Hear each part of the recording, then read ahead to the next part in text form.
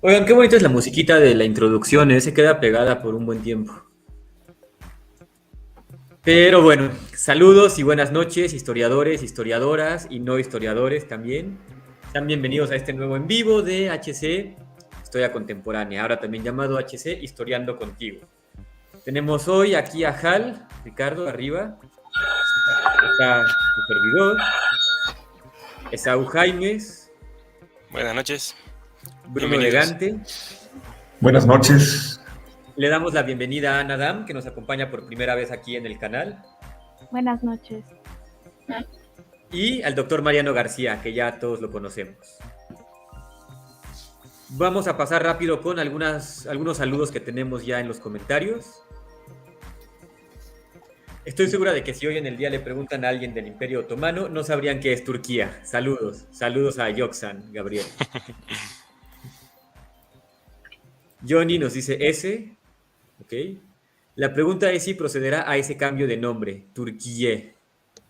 Buena pregunta, ahorita posiblemente la abordemos. Buenas noches, Sergio Lugo. Amadeus Veloz nos dice, Sedin, Deden, Neslin, no sé qué sea, pero bueno, saludos a Amadeus. Hola. Buenas noches Alejandro. Hola Ana. ¿Quién sea ese Ricardo Rodríguez? Se ve bien raro. El volumen nunca es suficiente cuando ponen música Medici Marci. Buenas noches, ¿me perdí de algo? No, llegas justo a tiempo para iniciar este video. Bienvenida Ana, nos dice Sergio Lugo. Esta es de las decadencias más lentas y dolorosas que he visto, Amadeus Veloz. De hecho, sí lo es. Ahora sí, Max, bueno, por favor. Comenzamos entonces y nos vamos a ir un poquito más atrás. No vamos a comenzar ya con la época de decadencia del Imperio Otomano, sino que nos vamos a ir a cuando recién está adquiriendo tanto poder y se convierte de hecho en una amenaza muy grande para Europa Occidental y para la cristiandad en general. Como ya hemos abordado en otros videos previamente, la identidad europea occidental cristiana de alguna u otra manera se forja a través de la otredad. Durante el periodo de las primeras invasiones y también de las segundas invasiones, como ya hemos abordado, pues van a retomar varios elementos bélicos, elementos culturales, van a buscar cómo defenderse, cómo consolidar su cultura y cómo tener cierta estabilidad dentro de esta pequeña península que acabará por cambiar pues todo el mundo. Cuando invaden, por ejemplo, los invasores del norte, los vikingos, los normandos, va a ser algo realmente traumático para los europeos, va a ser algo que los va a dejar muy asustados, pero que poco a poco los va a hacer avanzar. Van a aprender de ellos la navegación, los van a cristianizar, poco a poco se van a asimilar a la cultura, y de hecho van a terminar siendo pues héroes durante las cruzadas, como ya hemos visto en el video de la primera cruzada. En el caso de los magiares va a pasar algo similar, o sea, van a llegar desde Oriente, van a pelear, van a cristianizarse, van a asimilar la cultura occidental, y ahí muere la bronca. En el caso de los arrianos, bueno, ya estaban más occidentalizados, solamente era cuestión de que convivieran con el catolicismo y que asimilaran este nuevo modus vivendi. Sin embargo, en el caso del Islam, la cosa es totalmente diferente. ¿Por qué? Porque son un enemigo realmente poderoso, se expanden de una manera vertiginosa, están muy bien organizados, tienen muy buen armamento y además les dan pues casi que un golpe de gracia. O sea, toman prácticamente todas las orillas del mar Mediterráneo, al que llamaban los romanos el Mare Nostrum, o sea, nuestro mar, como si fuera propiedad del Imperio Romano, pues los van a desconectar por completo a los europeos. Ya no van a poder hacer transacciones por el mar Mediterráneo, ya no van a poder viajar por ahí, ya no van a poder usufructarlo. Y debido a esto vamos a ver cómo Europa, los grandes reinos, los grandes imperios y las grandes sociedades ya no van a estar en las costas del Mediterráneo, sino que se van a retraer hacia tierras pues, ya continentales, ¿no? En el centro. Por ejemplo, como el Imperio Carolingio. Y bueno, la economía va a cambiar drásticamente, se va a hacer una economía de autoconsumo, van a ser meramente agrícolas al principio, ya después va a evolucionar un poco, pero pues vamos a ver que el Imperio Islámico, todavía no otomano, sí va a terminar por cambiar drásticamente la civilización occidental. Ya un poco más adelante, cuando llegan los otomanos, los europeos ya saben a lo que se están enfrentando, ¿no? Ya saben más o menos de qué va su religión, ya saben que no es muy efectivo esto de intentar convertirlos, que la evangelización tampoco va a funcionar muy bien, y que además tienen estas aspiraciones de conquistar todo lo que sea posible. ¿Hasta aquí vamos bien? ¿Hasta aquí tenemos alguna duda? No, yo soy claro. No sé si hay preguntas en la audiencia. ¿Me permites que chequemos? Por favor. Qué bueno. Aquí Alejandro Cadena. Hola, por fin nos alcanzo. Muchos saludos. Bienvenido. Buenas noches a todos del siglo XIX. A ver, aprendo el general en jefe Barón de Jomini.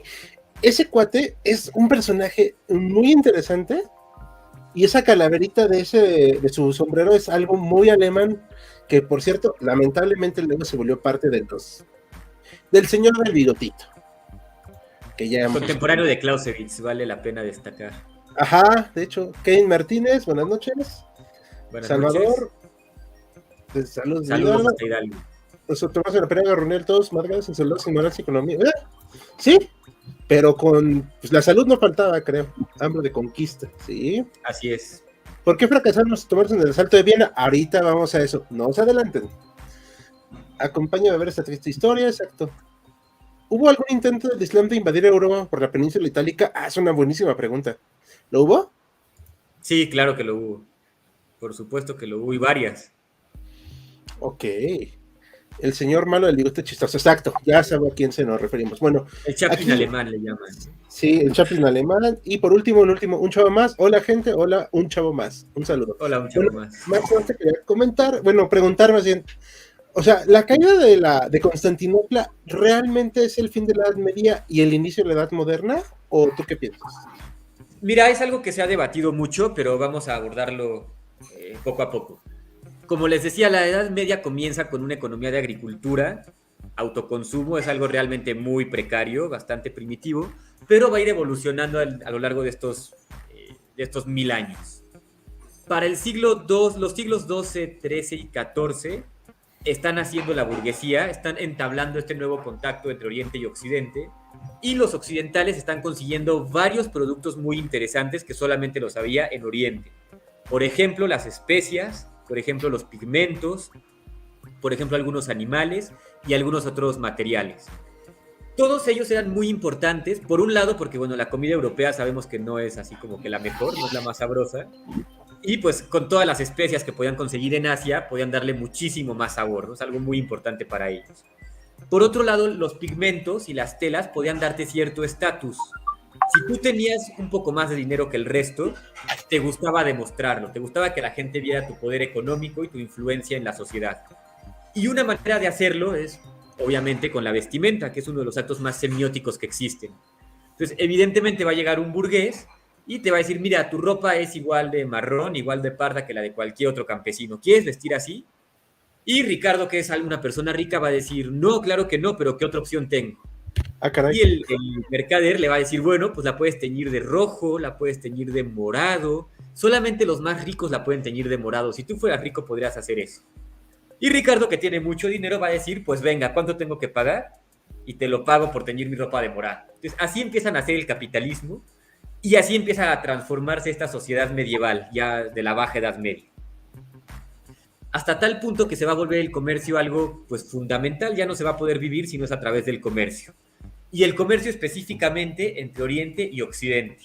De ahí que sean tan famosas la ruta de la seda, también conocida como la ruta de las Indias, que pues, conectaba lo que era a Venecia con la India, para conseguir seda, para conseguir especias, para conseguir pigmentos. Y evidentemente Constantinopla pues, juega un papel fundamental en este intercambio, porque está justamente en medio de esta ruta. Una vez que los turcos empiezan a expandirse, empiezan a conquistar mucho territorio y llegan hasta las puertas de Constantinopla, pues es el terror de la cristiandad.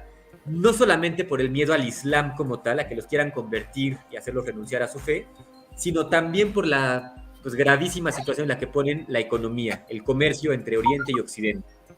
Y efectivamente, una vez que conquistan Constantinopla, pues el comercio se va a ver seriamente afectado.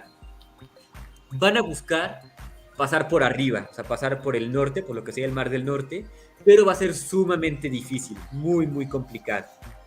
Van a intentar circunnavegar África, pero también va a ser algo realmente complicado. Y bueno, de hecho es por eso que Colón busca llegar por el otro lado. Él dice, bueno, la Tierra es esférica, no es el primero que lo dice, ya lo sabían varios en la época, y él no piensa que exista América, piensa que puede darle la vuelta al globo terráqueo y llegar a la India por el otro lado. Entonces realmente llegan a América, pues tratando de evadir a los turcos, quienes evidentemente no los dejan pasar por ahí, no hay manera de que los dejen pasar. Y algo muy curioso es que algunos historiadores especulan que los españoles, una vez que se dan cuenta de que América es otro continente y que tienen algo totalmente diferente de lo que ellos esperaban, lo que buscan es conseguir oro ahí para financiar una nueva cruzada. Es decir, el sistema sigue siendo muy medieval, lo que ellos esperan y a lo que ellos aspiran sigue siendo algo pues bastante medieval, ¿no? Algo que tiene que ver con las cruzadas y con la guerra entre Oriente, bueno, el occidente cristiano y el Oriente musulmán. No sé hasta aquí si vamos bien. ¿Va bien? Yo estoy bien, ¿todos los demás bien? Adelante. Perfecto. Entonces, en ese sentido, la caída de Constantinopla, algunos dicen que sí representa el final de la Edad Media, otros dicen que no. No importa si estamos de acuerdo o no, lo que sí importa es que va a marcar un parteaguas en las relaciones entre Oriente y Occidente, en el comercio y en la forma en que los europeos van a concebir el mundo y cómo pueden aprovecharse de los recursos que nos ofrece. Perfecto. Si no tenemos hasta aquí comentarios, le cedo la palabra a nuestro siguiente ponente. A ver, vamos a ver. Una pregunta rápida, Max. Sí, dime. Entiendo que los otomanos o el pueblo otomano, que es el que forma el imperio, es como anterior a la caída de Constantinopla, pero independientemente de que lo podemos considerar el fin de la Edad Media, ¿se puede considerar la caída de Constantinopla el inicio formal del imperio otomano? ¿O No, el imperio ya existía desde antes, o sea, en cuanto empiezan a conquistar otros territorios ya se les puede llamar imperio. Ah, ok, perfecto. Sin embargo, la conquista de Constantinopla pues iba a ser como la más relevante, ¿no? La que causa más ruido para los europeos. Simbólica también, ¿no? O sea, desde ahí los europeos empiezan a verlo como peligroso, ¿no? Tal vez me adelante un poco, Max, o como lo vayan a platicar después, pero una de las broncas, cuando se habla del Imperio Otomano, a veces creemos que había una unidad, y realmente el Imperio Otomano es muy heterogéneo. O sea, las diferentes etnias que lo forman, no solamente etnias, sino ramas religiosas. Entonces, eso de alguna manera, pues fue haciendo que creciera un gigante con pies de barro, ¿no? Efectivamente, tendemos nosotros los occidentales a ver el imperio como algo homogéneo. Pero no. Y realmente estaba muy lejos de ser algo así, como dice el doctor Mariano. Había diferentes etnias, diferentes religiones, y dentro de estas mismas religiones había diferentes vertientes. O sea, llegó a haber católicos ahí en el Imperio Otomano, llegó a haber nestorianos, llegó a haber fatimíes. O sea, era algo de verdad, un mosaico multicultural. Que eso luego va a representar un problema. Por supuesto que sí. Antes de seguir, rápidamente unos comentarios para pasar la palabra a otra persona. Buenas tardes, dice Javier Cabrera. Buenas tardes. Buenas tardes. Dice, ¿cuál fue el factor más determinante en el equilibrio del Imperio Otomano? Eso vamos a abordarlo en unos minutos más. No nos adelantemos. Felipe Ahumada, casi tan larga como la decadencia argentina. No, yo creo que sí, la otomana sí es un poquito más larga, la verdad. ¿Por qué los otomanos se unieron en la Primera Guerra Mundial? Ahorita vamos a hablar de eso, no se preocupen. Preservar la economía sobre el Medio Oriente, pues era una de las ideas. Técnicamente que no se podría vestir de morado, ya que ese era el color de la realeza, debido a que era muy complicado sacar ese pigmento. Es correcto. Es correcto. La excepción que Constantinopla significó muchas cosas, pero se resume en descansa en paz, Imperio Romano. Que de hecho, si mal no recuerdo, Rusia, el Imperio Ruso se hace como llamar la Tercera Roma, ¿no? Luego. Así es. Por la herencia ortodoxa. ¿No había nada de comercio entre los musulmanes y cristianos? Pregunta Alejandro. Sí había y mucho. De hecho, bueno, empieza a haber comercio entre ellos, hasta cierto punto pacífico, y la iglesia igual empieza a mediar esto, porque les dice, por ejemplo, no se vale que vendan esclavas cristianas a hombres musulmanes. Prohibidísimo. Y también se pide que no se vendan armas, por ejemplo, ¿no? O sea, que no armes al enemigo. Sin embargo, los italianos, sobre todo, se van a pasar estas reglas por el arco del triunfo y sí van a comerciar tanto con esclavos como con armas con los musulmanes. Perfecto, gracias. Gracias por tu comentario. Dice aquí que el color púrpura lo sacaban una especie de caracol y que venía de los fenicios. Dice el doctor Lycan. Yo no sabía, la verdad. Pero muchas gracias por el dato. Los musulmanes de las cruzadas serían los ancestros de los otomanos. Ya existían los turcos, ¿no? Los turcos, y de hecho los turcos, es un dato muy curioso, tendemos a pensar que vienen de Turquía, y realmente no es así. Los turcos salen del territorio que actualmente es Turkmenistán, y de Turkmenistán se mueven a Turquía, que pues ellos fundan Turquía como tal. O sea, se llama Turquía por los turcos y no los turcos por Turquía. Perfecto, gracias. Dice Amadeus, de ser una amenaza para la Europa occidental a tener una política interna más inestable que la economía venezolana y argentina juntos. Chiste para que no se ofendan. Pues yo hasta dudaría, ¿Podría aportar alguna evidencia argumentar que la búsqueda de las Indias y el encuentro de América fue debido a oro para una cruzada? ¿O sea, una guerra de religión? ¿O eso no es una opinión? Hay que matizar. O sea, cuando viaja, por ejemplo, Colón, lo que busca es encontrar la India. De hecho, él piensa que llega a la India, por eso le estuvieron llamando Indias occidentales, ¿no? A lo que hoy en día es México y algunos otros territorios. Ahora, una vez que descubren que no es la India, pero que es un territorio pues bastante explotable, se cree que sí buscan oro, evidentemente por codicia personal, ¿no? Por satisfacción personal, pero también había quien tenía esta idea de financiar una cruzada y recuperar Jerusalén. Y especulo yo que no solamente Jerusalén, sino también Constantinopla. Perfecto, gracias. ¿Y por qué se quedaron tan atrás tecnológicamente comparado a Europa? Pues no. Eso de quedarse tan... Bueno, por lo menos en la Edad Media, de lo que estamos hablando ahorita, no, es bastante adelantado. Pero más adelante sí fueron rezagándose. Ahora, un dato interesante es que representan un peligro tan grande y algo tan traumático para los europeos, que buscan los europeos aliados en lugares muy inesperados. Por ejemplo, una vez que se enteran de que los mongoles están invadiendo desde el norte y le están dando muchos problemas a los musulmanes, se van a enviar embajadas que van desde Roma, desde los estados pontificios, hasta la capital del imperio mongol. O sea, van a hablar, ya no está vivo Genghis Khan para ese momento, pero sí está vivo su nieto Kublai Khan, y va a haber una relación ahí muy fuerte, bueno, para la época va a ser bastante fuerte, e incluso se va a pedir que haya una alianza pues bastante más considerable. Los franciscanos que viajan hasta ese lugar le van a hablar pues, sobre el cristianismo, sobre el papa, sobre los milagros que se pueden obtener, y Kublai Khan va a quedar fascinado.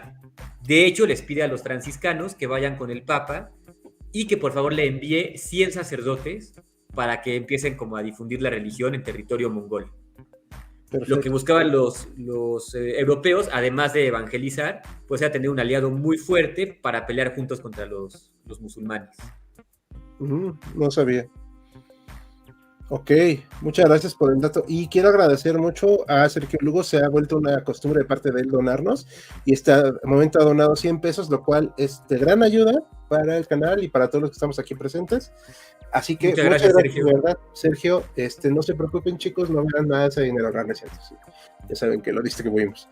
Los otomanos nos interesaron en tener Jerusalén como los cristianos, la tuvieron, ahí está. De hecho, o sea, sí les interesaba y sí la tuvieron, como pueden ver en el mapa. O sea, recordemos que para las 3 religiones del libro, monoteístas, Jerusalén es la ciudad más sagrada que hay, o de las más sagradas. Sí. Para los judíos, bueno, evidentemente pues es la tierra prometida, es donde estaba el templo de Jerusalén, etc. Para los cristianos, bueno, pues ahí tiene lugar varios acontecimientos de los evangelios. Y para los musulmanes se dice que en un momento de su vida Mahoma está dormido en algún lugar, llega una criatura mítica y se lo lleva hasta Jerusalén para que predique desde ahí. Entonces también se vuelve un territorio sagrado para ellos. Perfecto, muchas gracias. Por último, el último comentario, la verdad aquí me queda la duda. Yo lo veo más relacionado con tema de equilibrio económico, ya que Portugal toma mucha ventaja, como bien describo en mi libro. La verdad no sabemos qué libro te refieres, pero si nos pasas la fuente, con gusto la exploramos. Pues bueno, ¿algo más que quieras comentar, Max? No, adelante. Bueno, ahora sí pasamos la palabra a Ana, que nos va a comentar acerca, ya tomaron los otomanos, Constantinopla, ya está la época de oro, por así decirlo. ¿Estoy en lo correcto, Ana? Sí, correcto. Y justo pues ahorita ya es el tiempo de el sultán que llevó al Imperio Otomano a su época de oro, que es Solimán o Suleimán el Magnífico. Ok. Y pues en Europa pues tenía un poco a su igual, que sería Carlos I de España y Carlos V de Alemania. Y pues ambos pues sí fueron hombres extremadamente poderosos que se debieron enfrentar. Y bueno, digo, por el caso de Solimán, él pues lo que más destaca de su reinado es pues este anhelo guerrero, pues se la pasaba en campañas, gran parte de su reinado se la pasó en campañas, y pues obviamente llegó incluso a tocar las puertas de esta Europa cristiana. Y de hecho sus primeros años pues se dedicó mucho a cumplir con esta política de expansión. Oye, Y perdón, pues sí, perdón. te quiero preguntar, a ver, bueno, primero que nada, bueno, aquí tenemos a Soleimán o Solimán, como que es el retrato más conocido, ¿no? Sí. A ver, ¿hay alguna razón por la cual usaba el sombrero? O sea, yo sé que estoy diciéndolo de manera chistosa, pero a mí sí me parece una cebolla o un queso Oaxaca. O sea, ¿tiene un significado? Pues la verdad, no sabría decirte porque pues realmente no tengo la verdad mucho conocimiento acerca de la moda o de los ornamentos que usaban, pero yo supongo que tendría algún significado, algo a lo mejor de poder podría ser. Puede ser. Oye, ¿y por qué se enfrentan entonces Carlos y Soleimán? A ver, ¿qué los llevó a enfrentarse? Platícanos. Bueno, pues primero, pues sabemos pues que el Imperio Otomano y la expansión del Islam, pues en el siglo XVI, pues era como lo describen un poco, esta bestia negra, un poco empezaba a causar terror, y pues España y Austria eran los principales opositores a estas conquistas de Solimán. Y pues obviamente el mayor guía que tenían varias potencias europeas, como por ejemplo estaba Austria, o también los apoyaban Venecia y Polonia, pues era obviamente pues el nieto de los reyes católicos, Carlos V, ¿no? Pero también lo que pasaba, también no fue tan fácil, porque a pesar de que se oponían, pues también las potencias europeas, pues había un abanico, pues en el que las potencias europeas pues también tenían miedo de perder sus feudos, de perder pues no sus feudos, pero perder sus territorios, perder sus poderes, y pues por lo tanto pues no había un frente europeo muy unido que digamos. Y por ejemplo, de hecho, pues está el caso de Francisco I, que era el rey de Francia en ese momento, que también se sentía amenazado por el reinado de Carlos, y pues tampoco dudaría demasiado en aliarse con Solimán el Magnífico, y esto es un gran acontecimiento porque se alía con el infiel, con tal pues de socavar el poder de España, ¿no? Y pues obviamente, ¿qué es lo que pasa? Pues incluso pues pasa que se llegan a enfrentar, Solimán llega a las puertas de Hungría, y pues llega también a Viena, y llega a todos estos territorios en los cuales pues Carlos tenía poder, e incluso también llega a territorios de Bohemia, el reino de Bohemia, en el cual... Aquí en el mapa los tenemos, ¿no? Sí. A ver, vamos a ver, están por acá, o sea, hay que entender que esta parte de los Balcanes pues, es muy importante, ¿no? O sea, es la puerta de entrada a Europa, ¿sí? Uh-huh. Y aquí, entonces, ¿qué ocurrió? O sea, ¿por qué asediaron Viena? O sea, ¿era de veras muy importante esa ciudad? Pues realmente, pues era como una gran, pues, sí, Viena, pues realmente estaba, pues no era un gran, pues era una ciudad católica, y era una ciudad que estaba, pues no lo reinaba Carlos como tal, pero pues él tenía el control también de Nápoles y de Sicilia, entonces pues estaba en ese territorio, pues. Perfecto. Tenía miedo, pues sí tenía miedo de cómo se estaban acercando y cómo estaban entrando, e incluso a causa de esto se ve obligado a tener que, o sea, para lograr defenderse de esta ofensiva, pues se tiene que pactar con los protestantes. Sí, o sea, una defensa, ¿no? Luego vendrá otro ataque, pero eso es más adelante, no nos adelantamos. ¿Te parece bien que respondamos unas preguntas que ya tiene el público contigo? Sí, está bien. A ver, aquí comenta, la era dorada de Turkmenistán, así, exacto, iba por ahí. El comercio de especiería era tanto o más importante que el oro, eso es muy cierto, ¿eh? De hecho, el azafrán llegó a costar más que el oro, si mal no recuerdo. Sí. Aquí hay una pregunta buenísima que hace Amadeus, y a ver si nos las puedes responder, Ana. ¿Eran buenos navegantes los otomanos? Pues hasta, pues sí, realmente yo creo que sí eran buenos navegantes y la verdad, y su flota, y sus flotas y sus armas y todo, pues la verdad parecían bastante adelantados a su época. Pues la verdad eso llevó a que tomaran Belgrado, por ejemplo. Gracias. Yo tengo una duda cuando hablamos de Suleimán el Magnífico. ¿Cómo llega Suleimán el Magnífico? ¿Cuál es su origen? Su origen, él era hijo del sultán Selim I y de Hafsa Sultán, y de hecho su madre también venía de los Balcanes, venía del territorio de los Balcanes y se la trajeron para allá. Y pues de hecho lo chistoso es que lo singular de Suleimán es que él no entró al trono asesinando con pues por ejemplo asesinando a sus hermanos, porque esa era la ley otomana un poco, ¿no?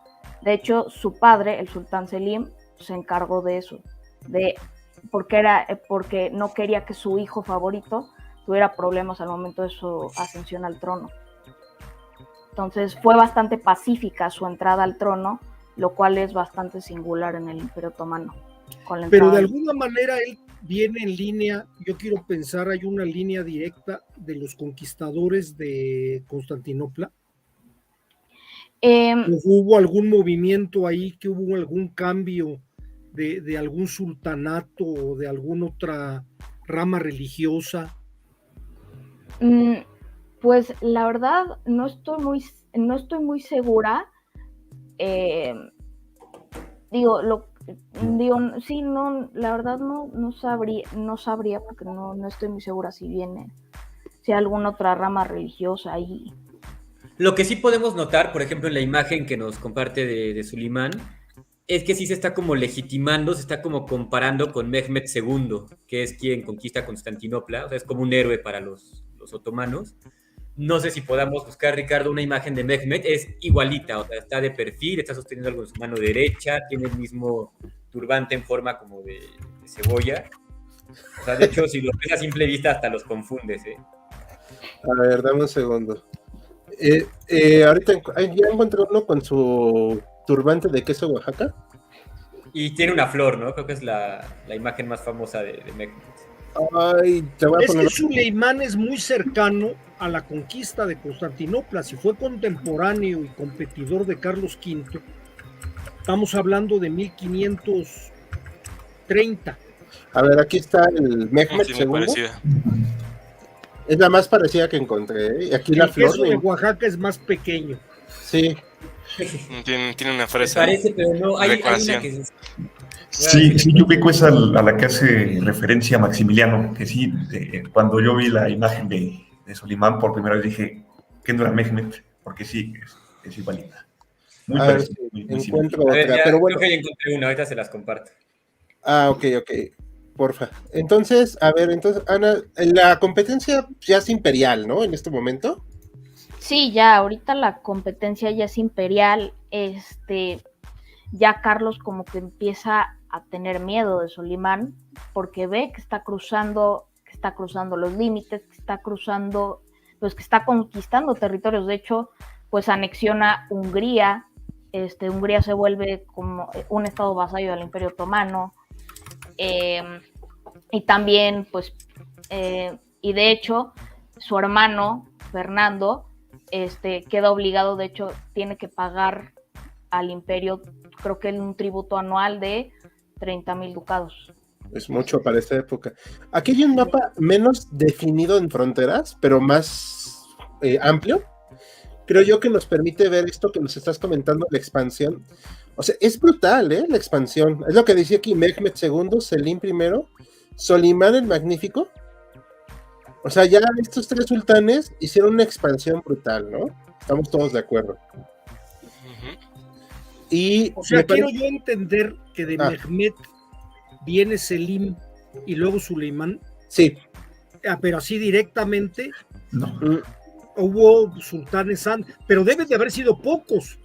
O sea, si Constantinopla cae en 1465, 53. tenemos el reinado de Mehmed, después el de Selim.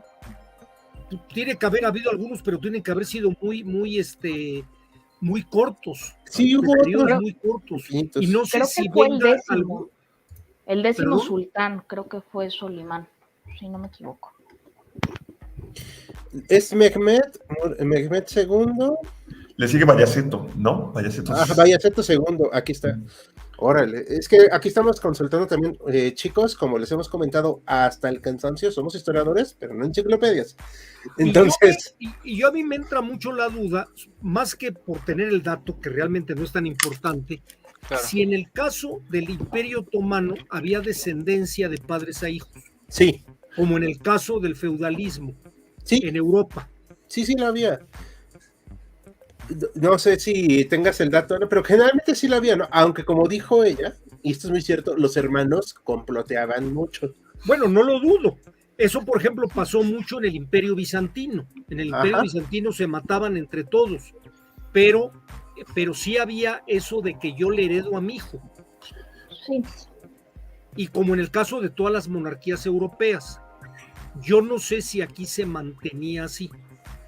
Y si hubiera, por ejemplo, como que en el caso de la Edad Media Europea estaba esto muy legislado, se sabía a quién se le debía de dar, y estaba la ley sálica que impedía que las mujeres reinaran, y si no tenía descendencia el rey se lo dejaba al hermano o al hijo del hermano, o sea, ese tipo de cosas. Perdón, es por ahí por donde va mi pregunta, si hay algo así, porque es un tema para mí muy desconocido. Es que digo, yo de lo que sé es que en el Imperio Otomano lo que hace es que pues el sultán que tenía su harem, todos los hijos varones que nacían, realmente todos podían gobernar, todos tenían la posibilidad. Ahora, eso ya dependía mucho, ya sea del sultán que gobernara, o pues como fue en el caso de Selim I, que él le quería heredar a Solimán el imperio.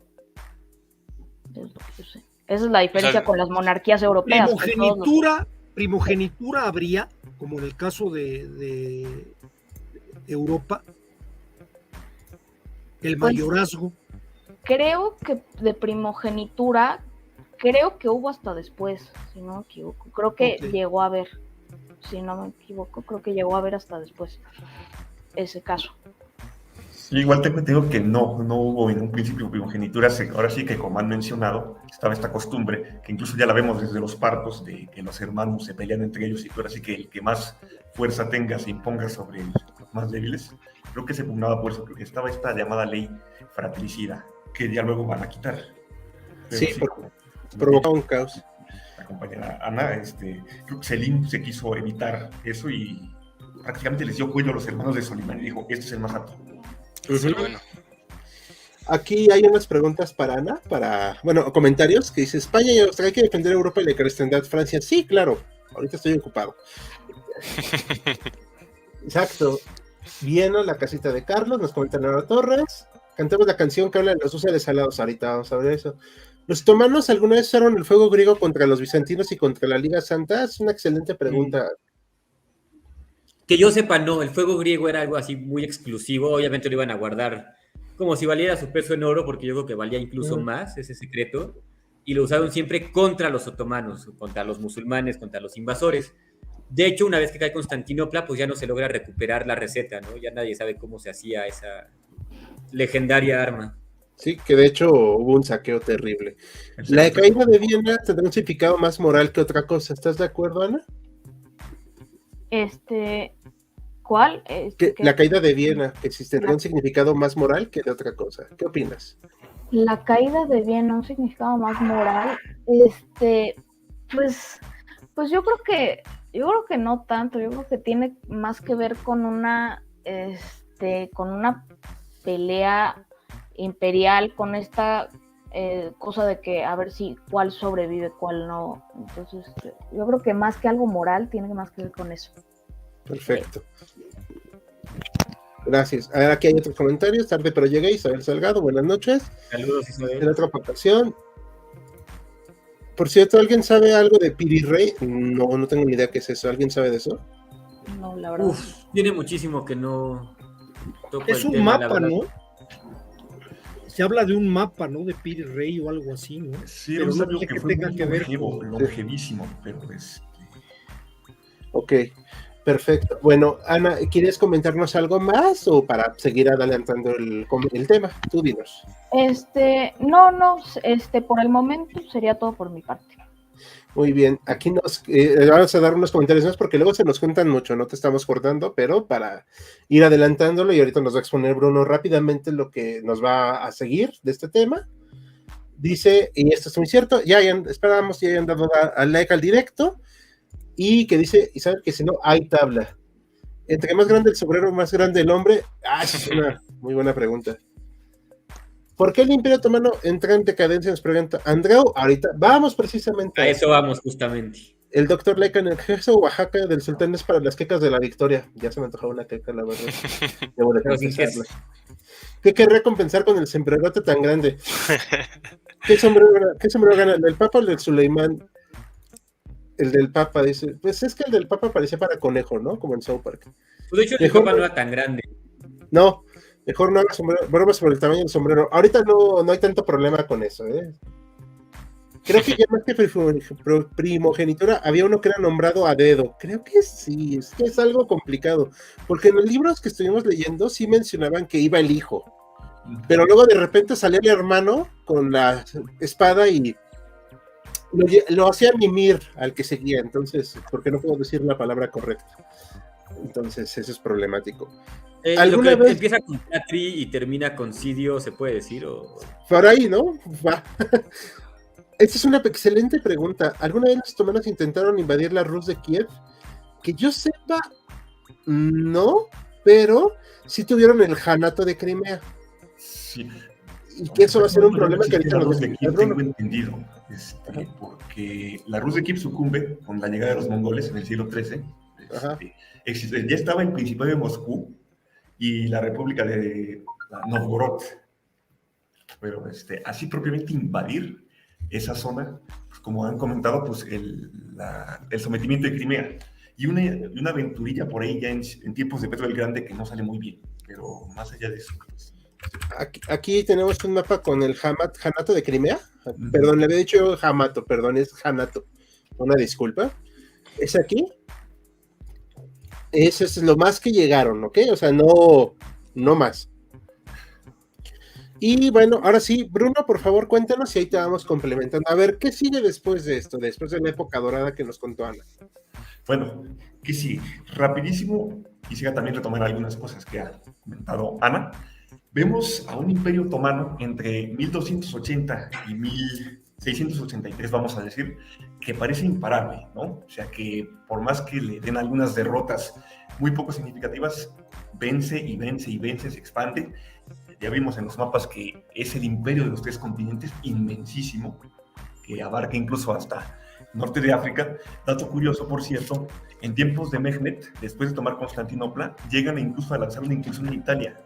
para responder a esta pregunta de este usuario que nos preguntó de si había habido algún intento de invasión, pues sí, este fue el primero en más de 400 años. Ahí me tendría que corregir Maximiliano, pero sí, llegan a ocupar el talón de Italia. Pero bueno, ¿qué es lo que pasa? De por sí, como habíamos mencionado, el Imperio Otomano tenía esta enfermedad crónica de las guerras civiles después de cada sucesión, o sea, los hermanos peleándose entre ellos. La única excepción es Solimán. Y pues Solimán, que es un reinado esplendoroso, sus sucesores ya no están a la altura, ya son sucesores muy débiles o que tienen problemas con este cuerpo, que es muy famoso, los genízaros. No sé si habían oído hablar de ellos, que es este cuerpo de élite que se recluta entre niños cristianos, desde muy pequeños se les entrena en el uso de las armas y que son temibles en el campo de batalla, son capaces de poner en fuga a los más valientes caballeros europeos. La batalla de Mohacs y otras batallas lo atestiguan. Pero resulta que este cuerpo se vuelve muy poderoso y hasta el punto de poder tener la potestad de poner y quitar sultanes. Como en el Imperio Romano en el siglo III, que la Guardia Pretoriana quita y pone emperadores, aquí se empieza a dar una situación muy similar. ¿Qué más ocurre? La corrupción empieza a crecer. Entonces, si hay corrupción, hay menos efectividad en las instituciones otomanas. También entre los propios cuerpos del ejército hay corrupción, hay menor calidad en el entrenamiento y además tenemos que entender que el Imperio Otomano poco a poco se va encerrando en sí mismo. Le da una especie de fe del converso, ya eran musulmanes, pero se ponen más radicales y rechazan avances científicos que se van dando en Europa. Entonces, si ellos antes habían innovado con el uso del cañón, o sea, Constantinopla cae por el uso de los cañones, poco a poco se empieza a perder eso por esta cerrazón y no digamos fanatismo, pero sí mucho prejuicio hacia Occidente. Sí. Y pues, ¿qué más? Tenemos además... Perdón, ahorita que mencionas eso, o sea, ¿estaban a la par o lo superaban a los europeos occidentales? Sí. Vamos a decir, al principio sí, yo diría que sí. Sí. Pero luego se fueron quedando atrás. ¿Y cuál es el punto de quiebre para el imperio? O sea, que dijeras, ya a partir de aquí, ya no hay más, ya no va a crecer. Normalmente se mantienen dos puntos. Uno es Lepanto, en 1571, que es una derrota muy dura para la flota turca, que dominaba el Mediterráneo Oriental. Ahí en Lepanto se le para los pies a los turcos, pero todavía en tierra son poderosos. Es hasta la Segunda Batalla de Viena, en 1683, donde ya de plano se dice, aquí ya los turcos no pueden avanzar más, ya solo les queda resistir y retroceder. Es ese punto, es ese descalabro militar. O sea, después de la batalla de Viena, donde por cierto, aquí tenemos la imagen de estos húsares alados, los polacos rompen con las filas genízaras algo tremendo, porque rompe también el halo de invencibilidad del Imperio Otomano. Dicen, no son tan poderosos ya, los podemos derrotar. Es una victoria muy simbólica y además dura, porque cuesta dinero, deja en bancarrota al Estado turco, que ya de por sí tenía problemas económicos con inflación, esta querida enemiga eterna desde que existe la civilización, ¿no? Entonces, tenemos una serie de factores que se evidencian en Viena, 1683, un ejército turco ya no tan poderoso, unos sultanes más incompetentes, además manejados por sus visires, por los genízaros. Yo diría 1683 como el punto donde ya el Imperio Otomano ya de plano no va a poder. Ya no es el coco de Europa, ¿no? Ya es duro, pero ya no es temible. Aquí está esta representación de la batalla. Hay otras más vistosas, lo reconozco, pero algunas no me las dejaba descargar, por ya saben, ¿no? Derechos. Entonces, esta es la que decían, la de Sabaton, muchachos, por si estaban preguntándose, aquí está. Así es. La conoce muy bien Maximiliano, que se pone sus alas de húsares alados, que por cierto... voy a trabajar. Sí, exacto. Por cierto, luego los austriacos le pagan muy mal a los polacos, dividiendo parte de la mancomunidad polaco-lituana. La partición de Polonia, sí, pues es una tradición milenaria, por cierto. Los vientos cambian, ¿no? No, sí, pero pues sí, la verdad sí está muy... qué bueno que salvaste la cristiandad, muchas gracias, bueno, te vamos a partir. Entonces, ese es otro tema, ¿no? O sea, pero sí fue muy cruel. Pero bueno, ahora sí que los polacos, ahora en gran sentido, pues sí, se les considera los defensores de la cristiandad. No soy cristiano, no soy católico, lo he dicho hasta el cansancio, pero me parece muy significativo este punto. Había algo que estaba leyendo yo, no sé si estén de acuerdo todos, y que abordó Bruno, que a raíz del dogmatismo hacia el Islam es que se empiezan a quedar atrás, pero realmente solo por eso, o porque no supieron cómo manejar su imperio, porque era un imperio muy grande. O sea, de verdad no tenían los medios de producción ni nada para quedarse a la par, o solo fue el dogmatismo. Yo creo, me adelanto a lo que te va a contestar Bruno, y yo quiero dar mi opinión. Yo creo que era un imperio insostenible. Era un imperio muy grande, era un imperio con líneas de control muy amplias, muy lejanas, y yo creo que nunca tuvieron la visión de establecer un Estado moderno. Ahí me puedo ver muy eurocentrista, pero al estilo occidental. Puede ser. Pues, Pero sí. no sé qué opines, Bruno. Pues yo concuerdo en que sí, efectivamente, no puede hablarse de una monocausalidad, bueno, como todos los procesos históricos, ¿no? Y bueno, el externo doctor Mariano me parece provocadora, interesantemente provocadora la cuestión que usted comenta, porque sí es un imperio heterogéneo que además deja mucha autonomía, sobre todo en las provincias más lejanas. Por eso se les va a independizar lo que es el norte de Argelia, porque les deja muchísima autonomía. Es una ventaja y desventaja a la vez. Y además, sí, justamente otro problema que tienen los turcos es que se les van separando las regiones más lejanas, que ya no los reconocen, ya les dicen, al principio te reconozco como sultán, pero pues yo me gobierno aquí mismo, a mí mismo. Nada más mantenemos la farsa y luego ya ni mantenemos la farsa. Y lo que preguntaba Hal, es una nación muy agrícola y se va quedando atrás además por el descubrimiento de América, que también les quita, tengo entendido, pero ahí, corríjanme, les quita presencia comercial, que pudieran haber tenido, peso comercial.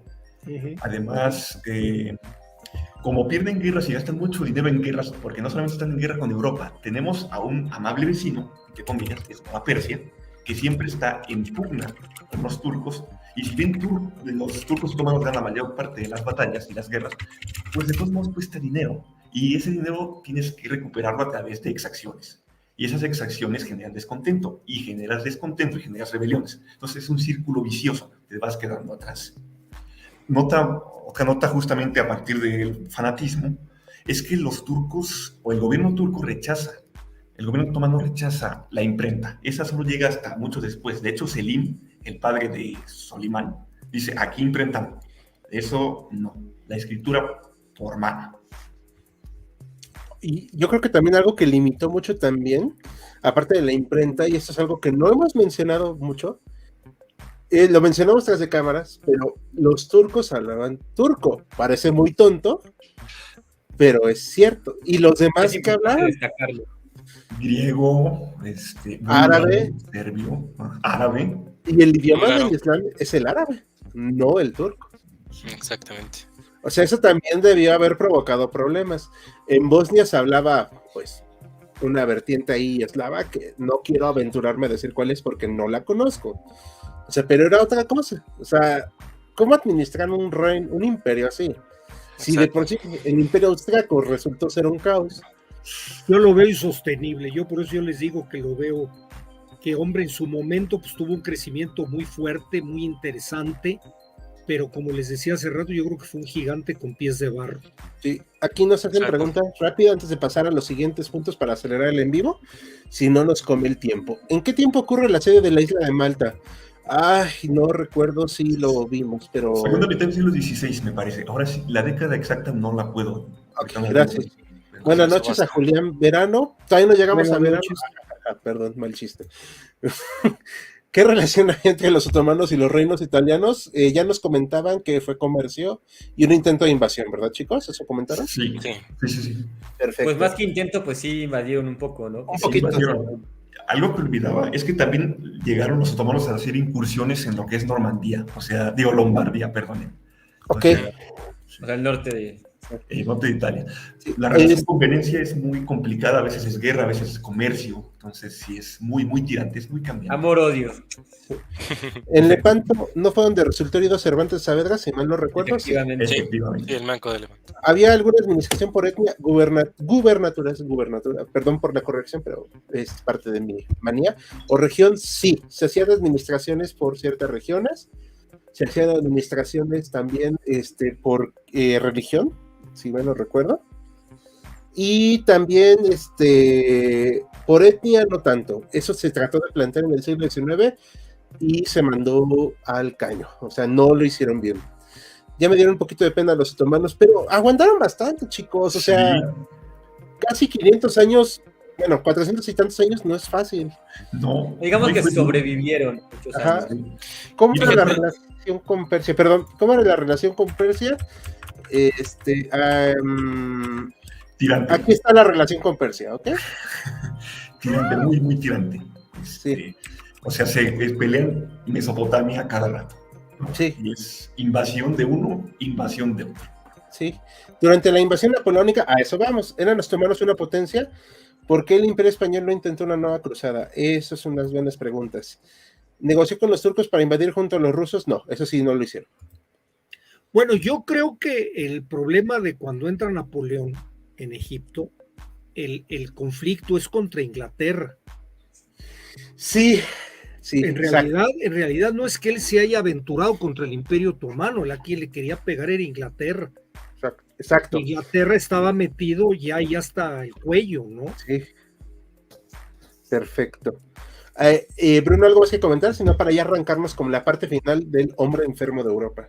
Solamente una última anotación, como han comentado, pues, o sea, enfermo, pero 400 años, es decir, duro, muy, muy duro. Ahorita vamos a ver, pues, que pese a que está enfermo, pues no es endeble, ¿no? Es una enfermedad Exacto. terminal, pero pues, que aguanta, ¿no? Vamos a ver. Sí, es como un cáncer muy lento. A ver, pues ahora sí, ¿no les molesta que empiece a comentar qué pasó en los últimos años? No, por favor. Adelante. Vamos a arrancarnos y en tiempo récord vamos a acabar. Pues bueno, hagan de cuenta que ponen la musiquita de Mario Bros. De la estrellita. Aquí está Napoleón. Napoleón, efectivamente, como dijo Mariano, es porque va contra Inglaterra. Cosa curiosa, los otomanos de aquel entonces admiraban a Napoleón, pero no entendieron que las ideas nacionalistas de libertad, igualdad, fraternidad y todo eso iban a ser un problema para ellos años después, porque cuando invade Egipto, que por cierto, gracias a esta invasión eurocentrista, colonizadora y como le quieran llamar, es que entendemos el griego antiguo, porque ahí se encontró la piedra Rosetta, ¿va? Entonces, no todo es malo de estas invasiones. Pero bueno, Napoleón fracasó en Egipto, pero tuvo éxito en estas cuestiones culturales, pero sí demostró que ya no era el enemigo temible que alguna vez había sido el Imperio Otomano. Ya había habido guerras contra Rusia. Por cierto, algo muy importante. Muchos piensan que solo el Occidente iba contra el Imperio Otomano. El gran enemigo real del Imperio Otomano es Rusia. Ujú. Y curiosamente los dos terminaron destrozados más o menos por la misma época. Y creo también lo que es la parte, lo que sería China, ¿no, Ricardo? China. Lo que es la parte del Imperio Mongol. Ah, pero me refiero a la época Los más... khanatos y todo eso. Pero me refiero a la parte más moderna, contemporánea, o sea, ya como del siglo XVIII. Ok. Ese es el enemigo mortal, porque para Rusia, así, palabras más, palabras menos, era un estorbo el Imperio Otomano. O sea, no entendían por qué, precisamente Rusia es la que le pone el hombre enfermo de Europa. Y pues bueno, empiezan las rebeliones dentro del imperio, ahorita vamos a explicarlas. Quiero encontrar un mapita que aquí tenía. Este no era. Una disculpa, es que tengo que encontrar. Aquí está. Todas estas partes se van a independizar o a ser conquistadas. Kubán y todo esto por la parte de Rusia, ¿ok? Todo esto, el Cáucaso. Pero ¿por qué le interesaba a Rusia esto? Para tener acceso al mar, ¿vale? Porque necesitaban pasar. Entonces, para ellos era muy importante. Hungría se unió con Austria después de la derrota del asedio de Viena. Grecia va a ser la gran independencia que no quiero hacer una comparación tonta y anacrónica, pero va a ser la gran independencia romántica de la época, ¿ok? O sea, ¿a qué me refiero? Bueno, toda la gente relataba épicas griegas en las universidades, se hacían notas periodísticas de la independencia griega, se presentó a los otomanos como salvajes, ¿me explico? ¿Sí me estoy dando a entender? Claro. Entonces, Sí. hagan de cuenta que así como hashtag Grecia, hashtag todos por Grecia, pero obviamente estoy diciéndolo de una forma un poco tonta para el siglo XIX. Entonces, aquí es cuando Turquía se ve obligado a conceder la independencia a Grecia porque intervienen los países occidentales y luego Rusia mete cizaña en los países eslavos y especialmente en Serbia. Si ustedes creen que la relación de Serbia con Rusia ahorita es pura casualidad, no lo es. ¿Por qué creen que tienen los mismos colores de la bandera? Entonces por eso. por ahí va. Digo, no es exactamente así, pero tienen una relación muy estrecha. Entonces, por eso en Serbia se escribe en cirílico. Y, pues bueno, aquí se van a empezar a fomentar estas rebeliones. Toda esta zona de los Balcanes, que era su zona natural del Imperio Otomano, se empieza a perder. Y, bueno, luego, pues, Francia conquista Argelia, les lleva a libertad, fraternidad e igualdad, pero pues de manera muy brutal. A la fuerza. Ajá. Y viene también acá la cuestión de Crimea. La guerra de Crimea la hemos mencionado muy escuetamente, perdón, lo reduje sin querer. La guerra de Crimea es una cuestión, una guerra totalmente inútil en muchos sentidos, porque se dio por malos entendidos diplomáticos, de verdad que uno diría hoy en día, ¿en serio? Pero luego vemos las guerras actuales y pues no resolvió absolutamente nada. Los países occidentales trataban de rescatar al pobre Imperio Otomano, así como diciendo que se mantenga vivo lo más por el mayor tiempo posible, porque si no se nos muere y Rusia va a absorber todo. ¿Voy bien? Ok.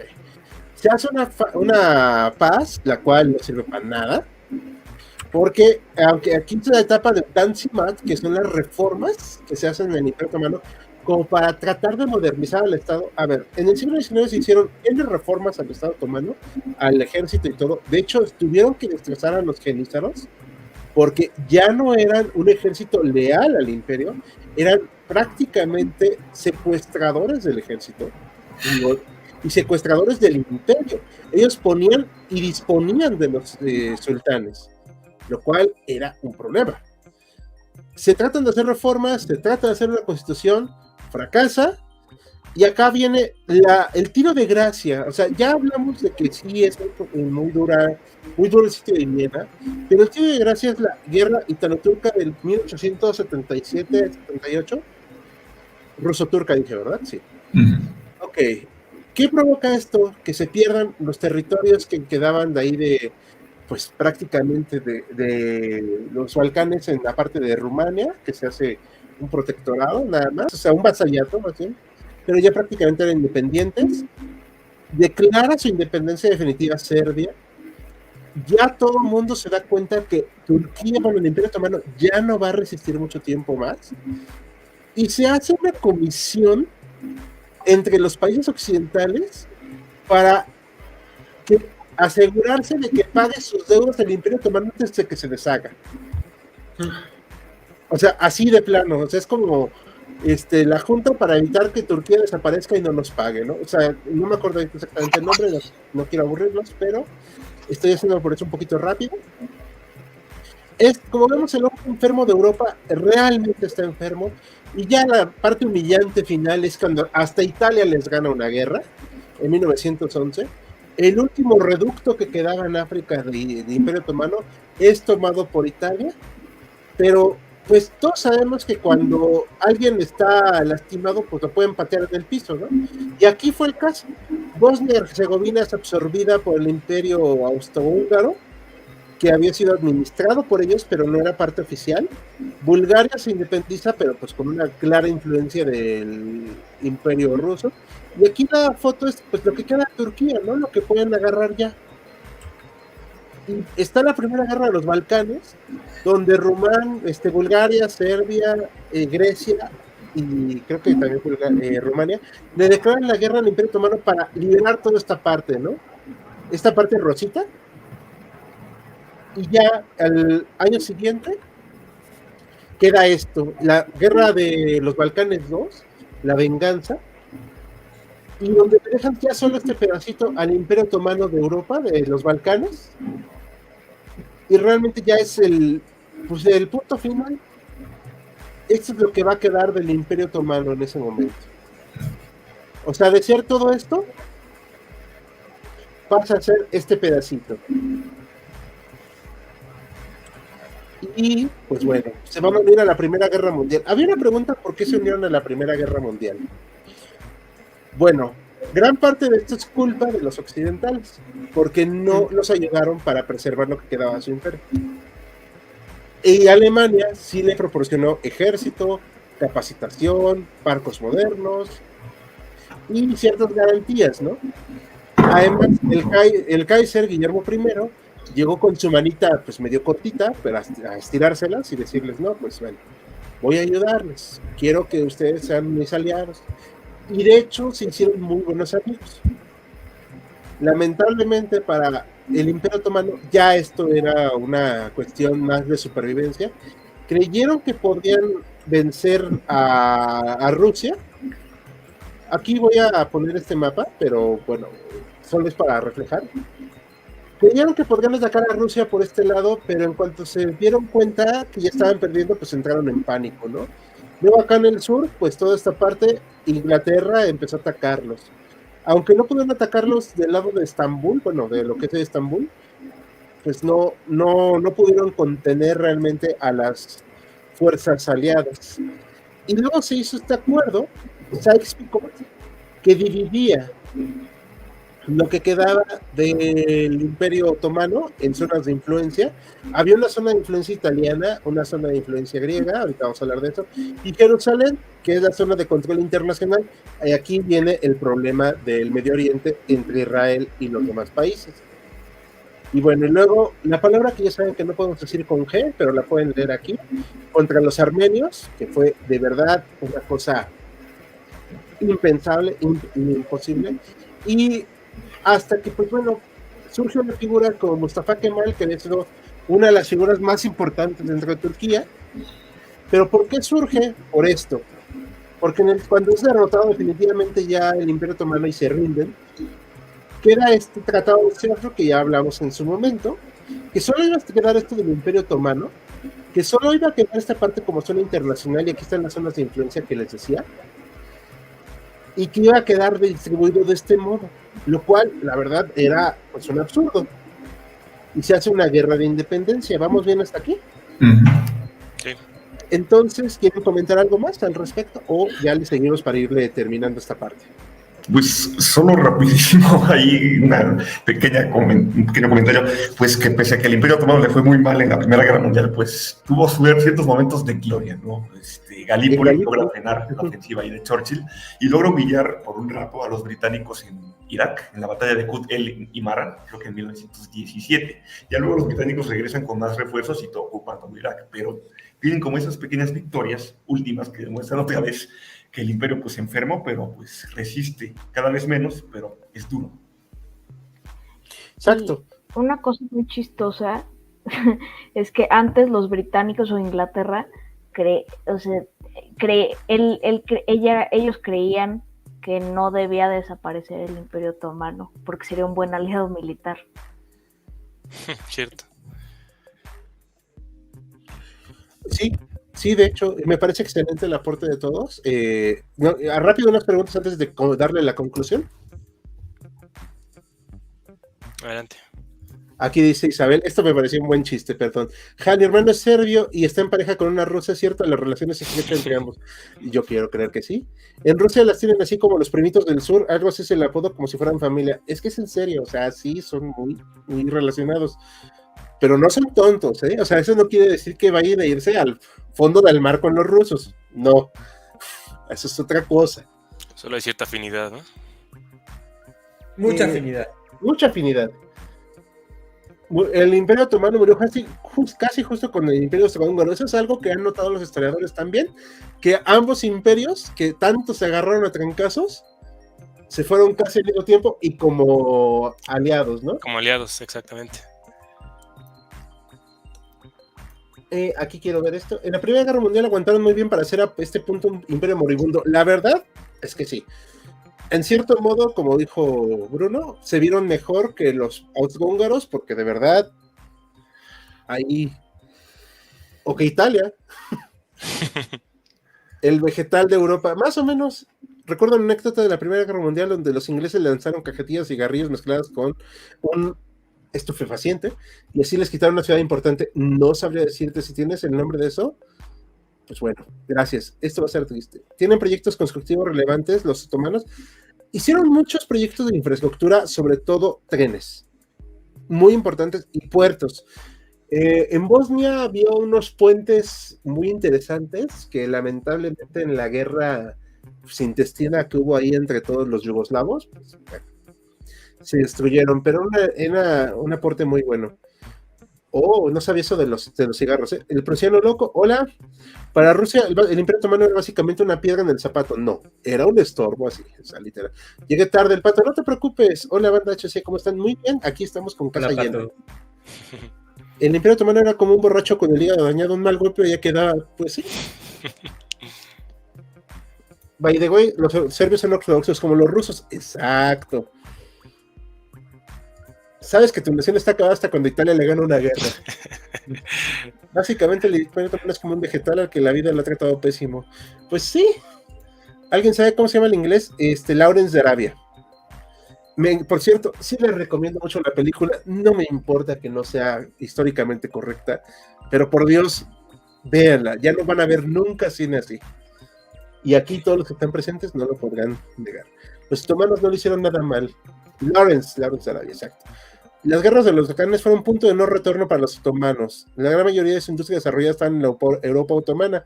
Sí, exacto. Ese fue otro punto muy problemático, que su industria estaba más en Europa que en sus territorios asiáticos.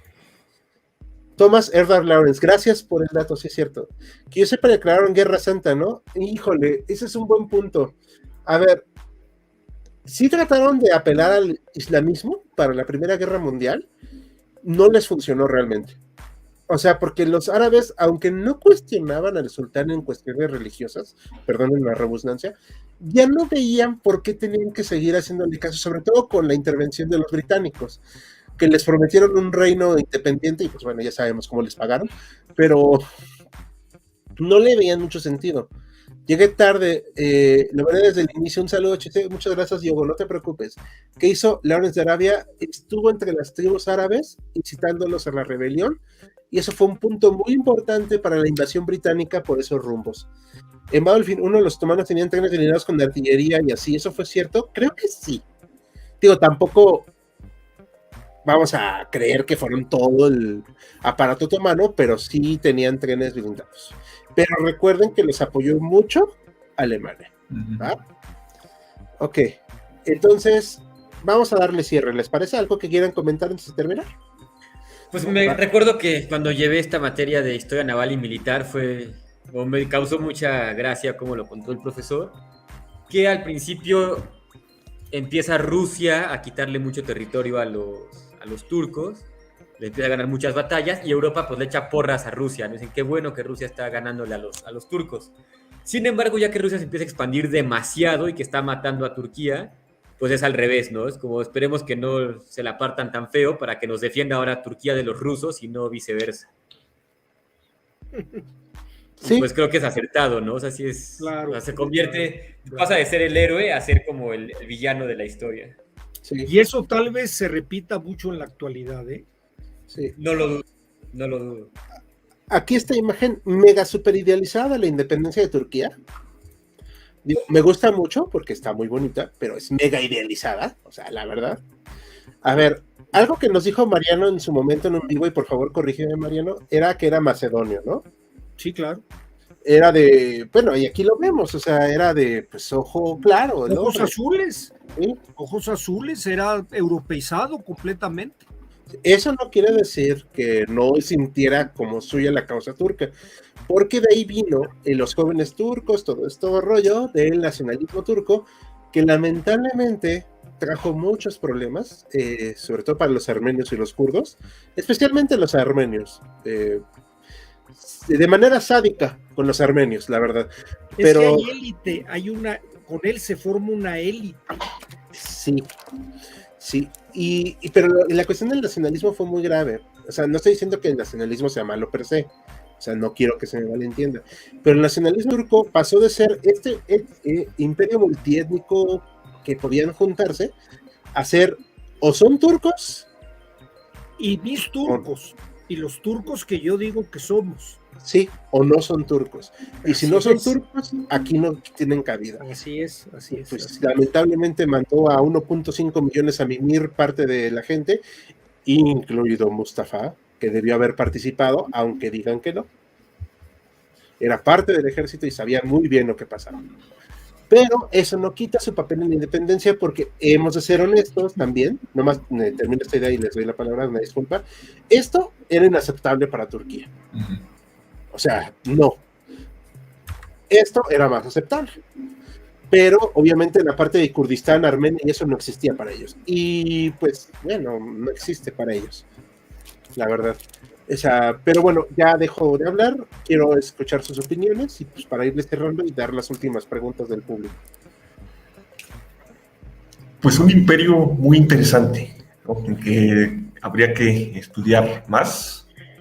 Una historia muy apasionante, el terror de Europa en su momento, y desde antes, como preguntaban, me parece, Saúl, el pueblo turco, las etnias turcas salidas de Asia Central, llegadas en oleadas a la península de Anatolia, la historia tanto de Osman, cuando empieza como una motita ahí en el este de Anatolia, en el oeste de Anatolia, o incluso sus antecesores, los selyúcidas, también es una historia muy apasionante, conviene echarse una a semana.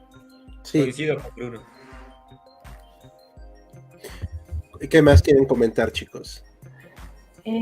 Pues a mí también me parece un imperio extremadamente, pues muy particular y muy singular, y que en algún momento sí tuvo su singularidad y todo este poder, y donde fue esta bestia negra, incluso llegó a pasar, pues para agarrarse de algún lado, pues llegó un poco a transformarse o en intentar imitar un poco, pues, los sistemas de gobierno europeos. Entonces, no sé, me parece muy gracioso cómo fue haciendo ese cambio.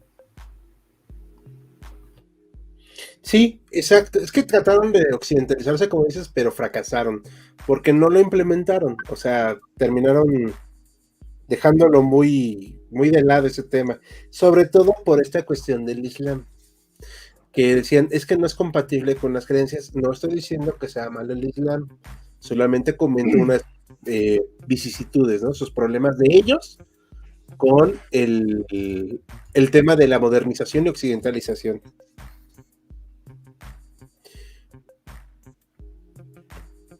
No sé qué más quieran opinar, chicos. Yo por mí no tengo mayor. Al contrario, muy, muy, muy interesante el programa. Sí. Y por último, los últimos comentarios. Aquí lo que hicieron precisamente los occidentales con Arabia, prometo, y pues bueno, ya sabemos qué pasó. Dato cómico, el Imperio Ruso cayó antes que el Imperio Otomano, cuando toda Europa pensaba que sería al revés. Sí. ¿Hay movimientos culturales o filosóficos relevantes dentro del Imperio Otomano? Es una excelente pregunta. Vamos a averiguarlo, porque ahorita si te responderíamos, la verdad estaríamos mintiendo, porque no lo investigamos, la verdad. Pero es una muy buena pregunta. Enver Pasha, cuando vio que perdían Arabia ya con Rusia derrotada, intentaron llegar a Azerbaiyán y los demás países turcos. Sí, hubo movimientos bien locochones de Enver Pasha. La verdad es que yo considero que era un pésimo militar, porque hacía movimientos realmente absurdos, y al final Mustafa era el más sensato. Pero bueno, eso ya es otra historia. Ok, pues bueno, vamos a cerrar, chicos. Ha sido muy padre tener a 6 integrantes del equipo HC hoy en el en vivo. Espero haya sido del agrado de toda la audiencia. Y pues bueno, yo soy Hal y pues vamos a empezar a despedirnos. Pues bueno, buenas noches. Buenas noches a todos.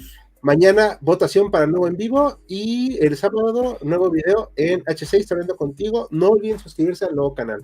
Solo aquí tendremos los en vivo. Muchas gracias, buenas noches y no se vaya el resto del equipo para decidir el tema. Nos vemos. Chao. Hasta luego. Chao.